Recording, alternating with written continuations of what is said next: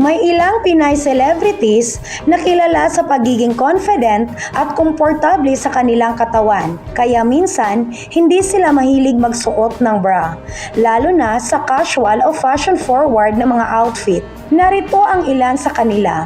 Nadine Lostre. May mga pagkakataon na si Nadine Lostre ay hindi nagsusuot ng bra, tulad ng ibang celebrities at ordinaryong tao. Kilala siya sa pagiging confident sa kanyang katawan at style, kaya minsan siyang nakikita sa mga outfits na walang bra, lalo na sa fashion-forward o beachwear looks. Bukod dito, vocal din siya tungkol sa body positivity at pagiging comfortable sa sariling katawan, kaya hindi na rin nakakagulat kung minsan ay pipiliin niyang hindi magsuot ng bra depende sa kanyang kasuotan. Madalas siyang spotted na hindi nagsusuot ng bra, lalo na sa mga beach trips o casual OOTDs. Si Nadine Lostre ay sumikat bilang isang actress, singer at all-around performer sa Pilipinas. Mas nakilala siya nang gumanap bilang Iya Rodriguez sa pelikulang Diary ng Pangit noong 2014 na siyang nagbukas ng marami pang oportunidad para sa kanya sa industriya ng showbiz.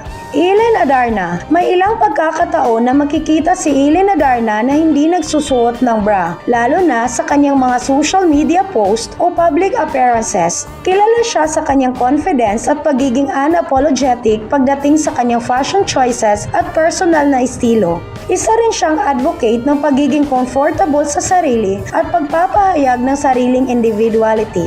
Kilala siya sa kanyang carefree at sexy style at madalas rin siyang makikitang braless sa kanyang social media post. Sumikat si Ellen Adarna bilang isang actress, model at internet personality sa Pilipinas. Naging kilala siya sa kanyang roles at iba't ibang teleserye tulad ng Passion de Amor, Mon of Desire at The Greatest Love. Bukod sa pag-arte, sumikat din siya dahil sa kanyang magandang mukha, sexy image at candid personality sa social media. Liza Soberano. Bilang isang public figure, si Liza Soberano ay may sariling personal na desisyon pagdating sa pananamit. Tulad na kahit sinong tao, may ilang pagkakataon na maaaring mapansin ng publiko ang kanyang fashion choices, pero hindi ito isang bagay na dapat bigyang diin o gawing issue.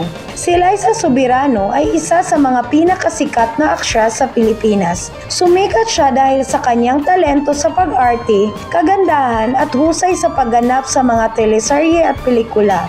Bagamat hindi laging obvious, may mga pagkakataong spotted siyang hindi nakasuot ng bra, lalo na sa relaxed at minimalist outfits. Heart Evangelista. May ilang pagkakataon na si Heart Evangelista ay hindi nagsusuot ng bra, lalo na sa kanyang fashion statements. Kilala siya sa kanyang klase at sophisticated style. At minsan siyang nakikitang nagsusuot ng mga daring o bold outfits na nagpapakita ng confidence sa kanyang katawan. Marami siyang fashion-forward looks na ina-appreciate ng kanyang fans at madalas siyang nag-i-experiment ng mga modern at high-fashion ensembles. Pero syempre, personal choice niya iyon at hindi bahagi ng kanyang pagiging isang style icon. Dahil sa kanyang high fashion style, minsan siyang nakikitang braless kapag nagsusuot ng mga sheer o flowy outfits. Pia Wurtzbach. Si Pia Wurtzbach ay isa din sa mga kababaihan na hindi nagsusuot ng bra depende sa kanyang kasuotan o personal na kagustuhan. Karaniwan ito sa fashion industry at showbiz, kung saan ang mga outfits minsan ay idinisenyo upang isuot ng walang bra para mas seamless na look. May mga pagkakataon rin na minsan mas pinili niyang huwag magsuot ng bra, lalo na kung mas angkop ito sa kanyang outfit. Maraming personalidad sa showbiz rin ang bukas ang pagsuporta sa pagiging comfortable sa sariling katawan at pagsuot na kung ano ang nagpapaganda sa kanilang kumpiyansa. Karaniwan, ginagawa nila ito hindi dahil sa comfort, kundi dahil sa fashion choices at trends na sinusundan nila. Kung may opinion kayo, i-comment nyo lang dito sa ating comment section. Maraming salamat at huwag kalimutang mag-subscribe sa ating channel. Hanggang sa muli, ito ang inyong Ate Bibi. Bye-bye! See you in my next video!